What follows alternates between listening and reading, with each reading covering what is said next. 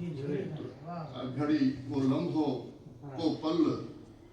वो प्रिय जी याद को सवा गुज़रे ई नथो जीअं पंहिंजो पाण खे सम्झायां थी या पंहिंजो पाण खे सम्झायां थो त बसि हाणे ज़िक्र न कबो हाणे तुंहिंजी तलवार न कबी हाणे तात न कबी हाणे यादि न कबी तीअं अञा वधीक तात थिए थी तीअं अञा वधीक जेके आहिनि से पंहिंजो यादगीरो अचे थो तीअं अञा वधीक जेको आहे सूर ॿीणा थियनि था जीअं झोरी खां झलियासीं तॾहिं पंहिंजो ई पाण खे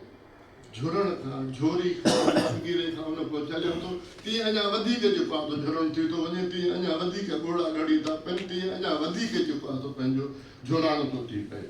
ऐं चए थो मुंहुं मंझे ई मींहुं कोह करींदसि ककरे मुंहुं मंझे मींहुं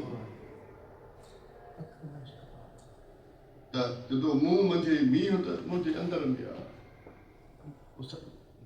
सूरनि खां वधीक त ॿिया के ककर ई न आहे मींहुं जेको आहे उहो मुंहिंजे अंदरि में आहे कोह करींदसि ककरे त जेके ॿिया ककर आहिनि उन्हनि खे मां छा कंदसि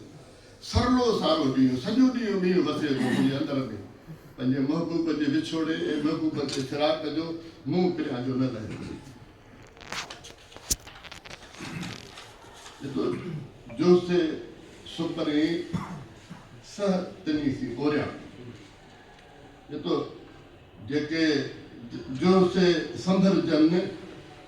सह तनी से ओरिया जीअं वो पिरी संभरन था जीअं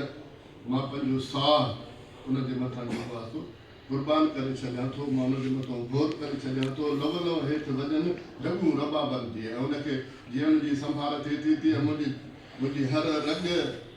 मुंहिंजो हर उज़वो उहो फड़के थो